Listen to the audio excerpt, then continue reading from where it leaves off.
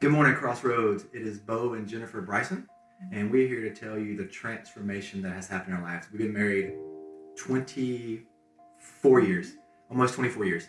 I'm going to start off with something that Jennifer wrote in November 16th, 2003. That's kind of when this whole transformation process really took off. It says this: I went for a walk today. I spotted a beautiful green field with lots of trees and plenty of sunshine.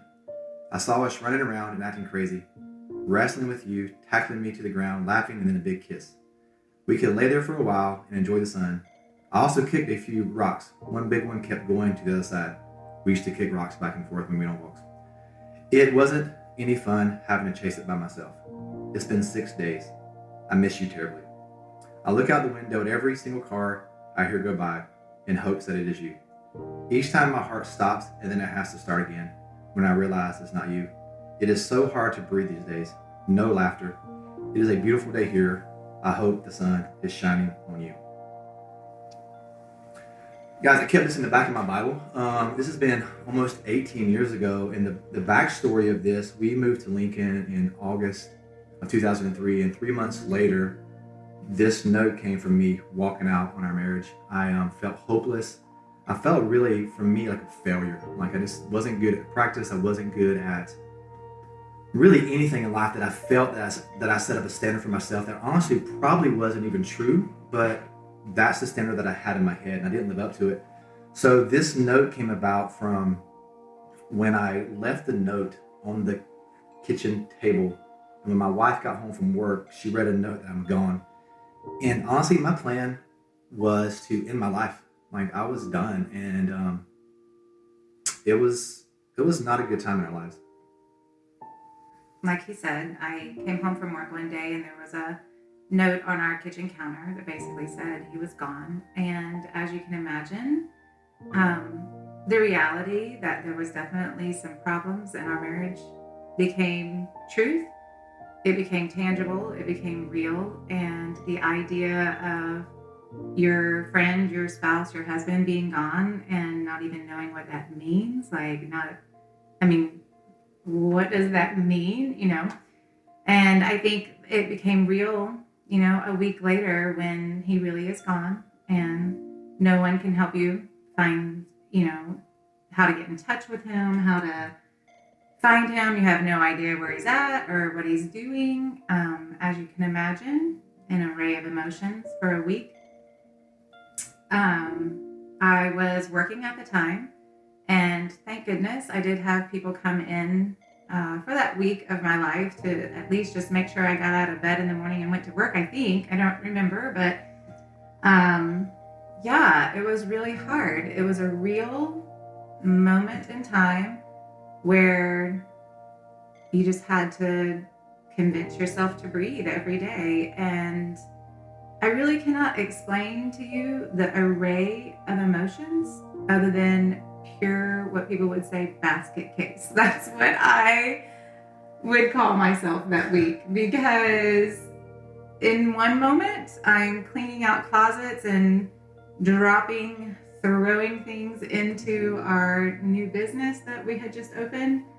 And the very next day I'm picking up all the clothes and things that just got thrown into the office and neatly hanging them back up into a closet. So,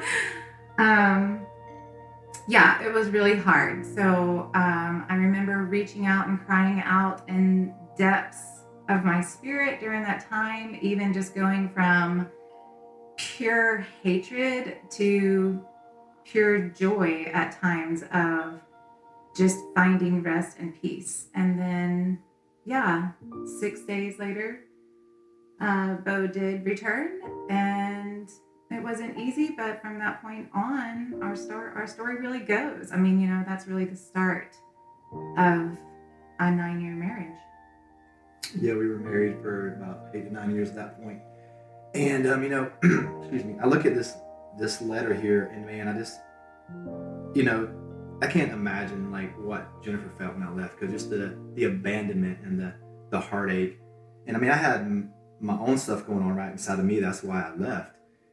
And but because I didn't get this, honestly, she didn't give this to me right away, right? This was like years later that I finally got this letter, and I taped it in the back of my Bible. And man, the fact that she says, I hope the sun is shining on you. Honestly, that just still moves me. Like, it is like, holy cow, I did something horrible to this person and they can say, I hope the sun is shining on you. That just like moves me to the depths of my spirit.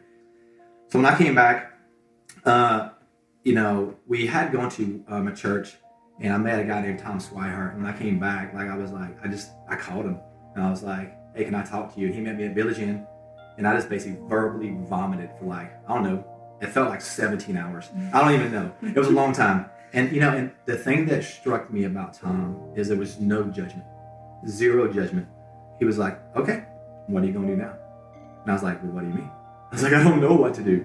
Because at that point, I had moved out of our home that we had, and rightly so. And then I had to figure out some things on my own. I remember, because at that time she was the breadwinner of our house. And she changed bank accounts and did all those things. And I was like, what? I'm like, what? Like, oh, I got to do something here now. And so I was doing a paper route in the morning, doing chiropractic in the day. And then I was teaching at night at a college, and I was worn out. And I remember I slept at the office a few times and just different things. And it was hard, but honestly, really, really good at the same time to humble me and to bring me closer to God during that time. And then I started meeting with Tom, and he's like, hey, let's meet every week at Village Inn. Well, that week turned into 7 straight years. I did not miss. Tom, I think he purposely ran late. So I would just sit there and read the Bible and drink really not good coffee. But it was a really good time in my life where I was like, what am I supposed to do? He's like, read the word. I'm like, what? He's like, start in Genesis and read through Revelation. I'm like, oh. Because honestly, I don't think I've never done that. I was raised in the church, right? So I knew all the right things to say.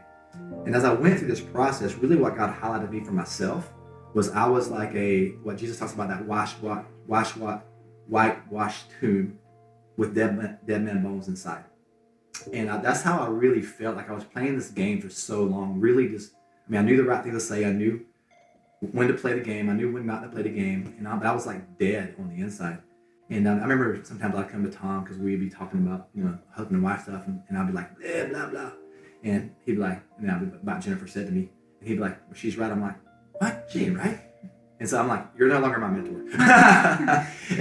But he was correct. He wouldn't lie to me. He wouldn't put it up. But he never judged me. He showed me love and grace in the midst of all of it. For me, my transformation really occurred during this time where there was this message in the Bible where God talks about being the bride of Christ. And, I was a new bride. We were 9 years into it. But this message of being the bride of Christ and Jesus being my groom. And I just remember this day as I'm crying out to Christ in any language that I can think of, because that was my relationship with him, was to beg for forgiveness. I promise I'll never do this again. I promise I'll be better. I promise all these things if you'll just make this go away, And so as I'm crying out in anger and I'm crying out in this relentless abandonment that I felt inside, I just all of a sudden I realized, if I am the bride of Christ and he has forgiven me of all these things, they're all the same things that Bo had just done to me. Like when Bo left me, I've left Jesus so many times. When Bo made really bad choices against me and other people in his life, I've made those exact same choices straight up to Jesus. And for the very first time in my life, I really understood what it meant to be the bride of Christ and him as my groom and the forgiveness that he had given me. And it was just this washing over me of like, well, how can I not forgive Bo for these things that hurt me and left me alone? And I was just able to forgive him because I finally realized for the first time ever what it really meant to be forgiven. And I was able to see all the things that I had actually done to my groom. So that was my transformation. Yes, there was so many things after that Bo and I did. Like, he's reading the Bible and he's meeting with this guy, and we're not living together, and we go to counseling. We did all the steps, and we both worked really hard. It wasn't me forgiving and acting like it didn't happen. It wasn't him assuming that I was just gonna, ignore all the things that happened. There was consequences for both of us that we had to face. And so I know for me, the forgiveness part, excuse me, the forgiveness part, I grew up in the church. I got saved every summer camp. And I mean, because I felt bad for the stuff I did the night before. So every altar call, I was like, oh man, let's get saved again. I remember that. But when Jennifer's words, right, and what she said to me is, how can I not forgive you when everything you've done to me, I've done to Christ? And even when I say it now, I'm like, holy cow, how is that possible? Like, it's a supernatural act of God, right? And that, I mean, I wouldn't say instantly changed me, but it shifted my entire dynamic of who God was, who Jesus was. And honestly, it took me on a course with him that has forever changed my life. Now, she said, we changed in a moment, if you will, but transformation takes years. I mean, we're still transforming. I got up and went to Village Inn every Wednesday morning. It was work. Some days I didn't want to go, but you know what? I knew that I had to. And Tom McGrady, man, that has changed my life. Meeting with guys that really do hold you accountable. Iron sharpens iron, and then they just they took me to they took me to men's retreats where I've never done that before, and they were just real, and I think for me, the vulnerability stuff, just being okay. This is what I did, because it's very easy to hide what we do. And again, not that you have to share all the details and stuff, right? But there is a point where you have to be like, this is what's going on inside. Again, that whitewash gym thing, man, that really hit me during this process. I was like, that's really what I was. I look really good. I mean, chiropractor, have a business, have a great, and no, had a great marriage, I thought, right? And all this stuff. All these things that look good on the outside, and we just nice and shiny. But man, on the inside, I was dying. And I remember Grady said to me, he goes, here's the deal. He's like, it doesn't matter what your wife does. It doesn't even matter if you stay together per se. But you have to get healthy for you, because if you're just trying to win Jennifer back, she will read it and it will not work. And honestly, for years, I think I played that game where I did something wrong. You play the game to make it work, and then everything's kind of smoothed up for a little bit. But really, the underlying issues are never dealt with. And this was the time I think God was for us getting to the root issue of some past hurts that we didn't honestly even know was there. Yeah. And some things that were from our childhood, from early maybe year of marriage, and just different things that kept popping up, and God just kept dealing with. But transformation takes time, it takes effort, energy, and just some serious work if you're going to change.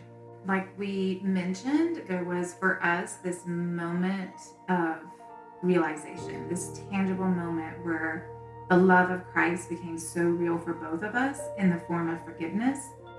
But just because of that moment in our life didn't mean that Bo came home and now we're, grilling out on the grill and hanging out, having fun, kicking rocks and going for walks anymore. No, we didn't do that for a while. Yeah. So there's also this element of time, and through a lot of time and a lot of work and a lot of emotions and a lot of what we learned is a lot of this process really came from what were we, 25, 26? I mean, that's 26 years of misunderstandings, 26 years of life hurts and lies that had been spoken over both of us, and just not understanding who we were or who we could be. And there are so many childish things that you want to hang on to that you really are unaware of. And just, again, there's a healing process. But at the same time, if you keep bringing up all the details or keep asking all the crazy questions or keep prodding into making sure other people remember what they did, that's really childish. At a point, you just have to grow up and realize, you're either going to move forward or you're not. So I think once we both started to try to put away those childish things, then it got a little easier. just within our own marriage, it did take time. It took some time to forgive and forget. And that forget part is a really hard, it's a big thing. We didn't forget totally. We're able to sit here and talk about it, but the pain has been forgotten. There's no pain in it anymore. No, and I think for me through that process too, what I had to realize is like I wanted Jennifer just to brush it under, right? Because that's the easiest thing to do. I wanted like forgiveness and be like, let's move on because that's just easier. Well, it's not always easy. Yeah. But I had to realize I had to give her the freedom to walk through her own emotions because I just like hurt her. And if I didn't give her the freedom to do that, because there would be little things that were maybe said or whatever, and I just had to be like, I remember Grady telling me, like, there's going to be times where things are brought up, and you have to be able to handle that. And because memories, the enemy man is good at his job. He wants to steal, kill, and destroy. He wants to lie to us, and those little lies that will still pop up, right, for both of us. And little things will be said, like little jabs, if you will. And we had to learn it. And heck, we're still learning that. Like I think 2 weeks ago we had a 2-hour conversation downstairs in our basement. I walked in the room and something hit us wrong. I don't even remember what it was now, but it was like, oh, for real? And then 2 hours later, and I remember the kids came to the door and they're like, we're going to bed. I'm like, peace. And so 2 hours later, we're still having the conversation. So transformation is still happening today. It just looks different than it did 18 years ago. And I think for me, that's the biggest thing about transformation is like, there's going to be moments where it's super hard. And you got to walk through it. And you got to battle. And you got to like get people around you that love you and like will journey with you. That's a huge part of transformation. I think you have to have people in your life that are willing to walk it out. And there's going to be seasons where there may be a bunch of people, maybe one person. But then later, as in the stage of life we're right now, transformation looks like figuring out what raising 4 kids looks like on a daily basis. Could God use a different version of this story to heal us and transform us? Absolutely. But my intentional choice to do what I did, then God was able to use that for good. But man, the enemy is real, and he doesn't want us to transform. He does, and he does not want us to have a renewed mind. And honestly, for all this stuff to play out, we had to have a renewed mind. We had, because honestly, because it's very easy to conform to the world. It's very easy for me and Jeff, like we're done, and just move on. But none of that underlying, so if we had done that, then none of the underlying stuff that was really the issue would have never got dealt with. And it just plays out over and over and over again.